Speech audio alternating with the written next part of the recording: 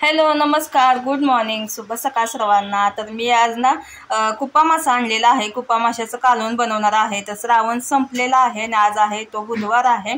तर फ्रेश मच्छी आता यायला सुरुवात होते आणि आता आपण श्रावण महिन्यामध्ये बघायला गेलं ना तर ते फ्रोझन मच्छी असतात। त्याच्यामुळे की आता म्हणजे श्रावण संपला ना नारळ पौर्णिमा झाली की नंतर मग फ्रेश मच्छी यायला सुरुवात होते।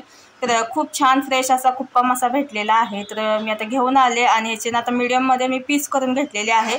स्वच्छ धुवून घेते आणि कुप्पा माशामध्ये पण दोन प्रकार असतात। आता हे मांस दिसतंय तुम्हाला, हे लाल दिसतंय आणि दुसरा मासा असतो ना कुप्पा मासा, तो असा म्हणजे ह्याचं मांस जे असतं ना ते असं व्हाईट व्हाईट दिसतं। तर हा जो कुप्पा मासा असतो ना असा लाल मांस दिसणारा, तर हा खायला चांगला असतो, ह्याची चव चांगली असते। आणि दुसरा असा व्हाईट व्हाईट मांस दिसणार तुम्हाला, तर ते असतं ना कुप्पा मासा। म्हणजे हे कसं लाल मांस दिसतंय बघा इथे आता, तर हे जे मांस असतं ना हे व्हाईट कलरमध्ये असतं। तर तो कुप्पा मासा एवढा काही चवीला लागत नाही। तर हा असा लालवाला असतो ना तो घ्यायचा, हा खूप छान चवीला लागतो। तर चला आता मीडियम मध्ये तुकडे करून घेतलेले आहेत आणि ह्याचं कालवण सेम मटण कसं असतं तसंच म्हणजे बनवायचं आहे 2 पाण्याने। आणि आता हळद मिठामध्ये आपल्याला शिजवून घ्यायचं आहे। थोडंसं मी तेल टाकलेलं आहे। तर मी परवा दिवशीचा व्हिडिओ टाकला होता ना त्याच्यामध्ये मिरची भजी मी तळलेले होते, तर तेच तेल राहिलेलं आहे तेच घेतले मी। आता टाकूया कांदा।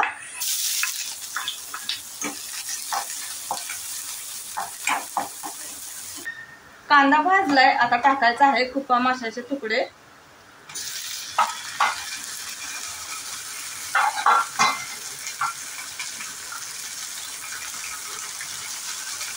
टाकते याच्यामध्ये मीठ आणि हळद टाकायचे।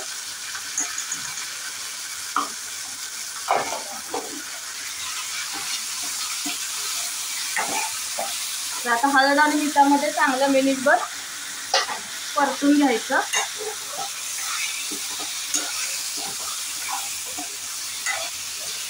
हळद मिठामुळे कसं माशाच्या तुकड्यांना खूप अशी म्हणजे चांगली चव लागते आणि असं डायरेक्ट बनवलं की नाही मग असं ते माशाच्या तुकड्यांना अशी चव लागत नाही, एवढी सपक लागतं। त्याच्यामुळे ना हळद मिठामध्ये असं शिजवून घ्यायचं। तर चला आता आमचं पाणी सुटायला पण सुरुवात झाली आणि आता झाकण लावून फक्त 2-3 मिनिटं शिजवून घेते। तर आता बघूया 2-3 मिनिटं तरी झालेत। तर बघू शकताय कसं पाणी सुटलेलं आहे। आमच्या पाण्यामध्ये शिजतं हे, एक्स्ट्राचं पाणी टाकायची काही गरज लागत नाही। तर हे बघा मी एवढा मसाला घेतलेला आहे काढून। तर टोमॅटो घेतला एक मोठा साईज मध्ये, कांदा पण एक मोठ्या साईज मध्येच घेतलेला आहे, 1 इंच आलं घेतलेलं आहे, 7-8 लसणाच्या पाकळ्या असतील, कोथिंबीर घेतलेली आहे, खोबरं घेतलेलं आहे ओलं किसून घेतलंय ते, आणि ते घेतलेलं आहे थोडासा खडा मसाला घेतलेला आहे, जास्त पण नाही घेतलेलं। जिरं घेतलंय, लवंग घेतल्यात, मिरं घेतलेत आणि एक तेजपत्ता असा मी घेतलेला आहे तोडून। तर चला आता हा सगळा मसाला आहे ना भाजून घ्यायचा आहे आणि नंतर मग मिक्सर मध्ये आपण बारीक करणार आहे।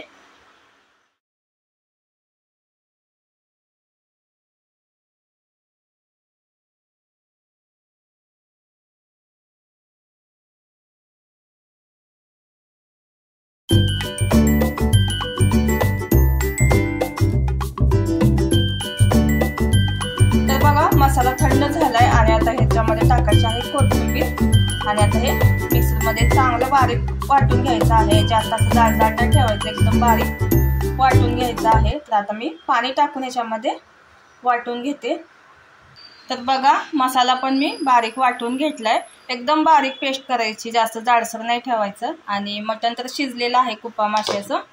आणि आता कढई ठेवते।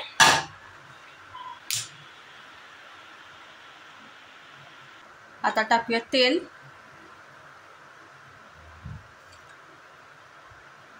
तेल मी 2 पळी घेतलेलं आहे आणि जे भजी तळलेलं तेल होतं ना काल आपण मिरची भजी बनवलेलं, तर तेच मी तेल वापरलं। आता मसाला टाकूया, जो बनवून घेतलेला मसाला आहे ना आपण तो टाकायचा।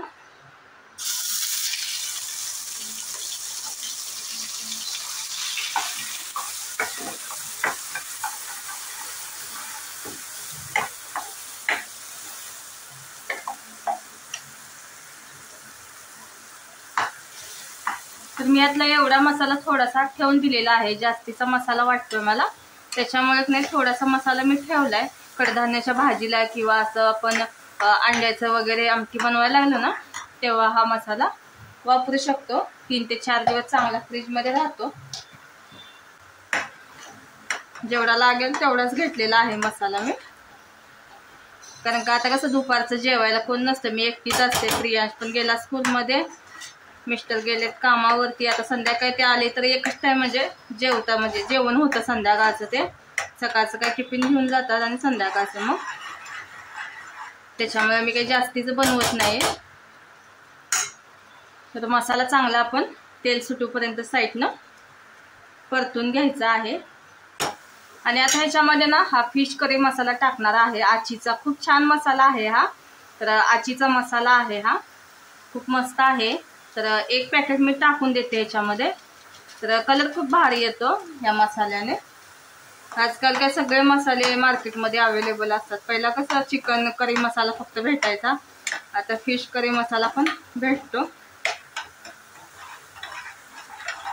आणि आता आपलं घरचं मसाला टाकते. घाटी मसाला टाकलेला आहे मी, 1 पाऊण चमचा टाकला असेल.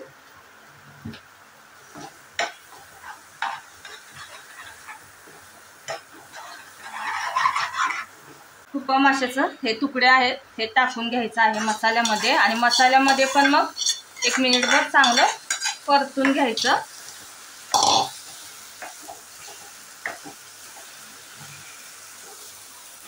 आणि आपण आता पाणी टाकूया. पाणी थंडच वापरायचं आहे.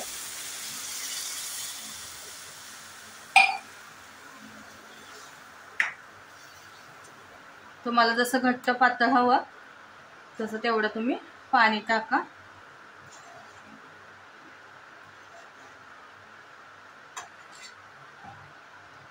त्याच्यामध्ये टाकायचं आहे कोकम आगळ. तर एक झाकण घेतले मी हे, तर अंदाजे 1 चमचा असेल, पोह्याचा चमचा असतो ना तो.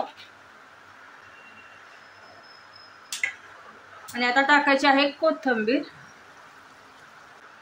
तर आता मटण तर शिजलंय कुप्पा माशाचं, फक्त आता 1-2-3 मिनिटं फक्त आपल्याला कमी गॅसवरती शिजवून घ्यायचं आहे मसाले एकजीव होण्यासाठी. 1-2-3 मिनिटानंतर आपण बघूया आपण कसं झालेलं आहे कालवण. मस्तच, खरंच 1 नंबर वास यायला लागलाय.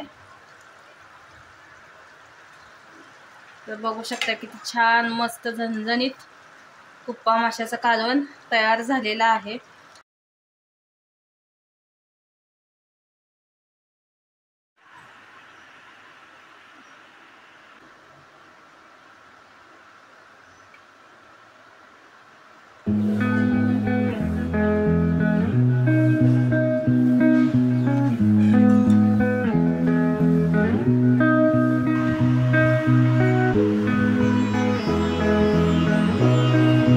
सगळेजण जेवायला. आणि श्रावण महिन्यात आपल्याला पहिल्यांदाच वाटलेला आहे हे माशाचं कालवण बनवलं पहिल्यांदा.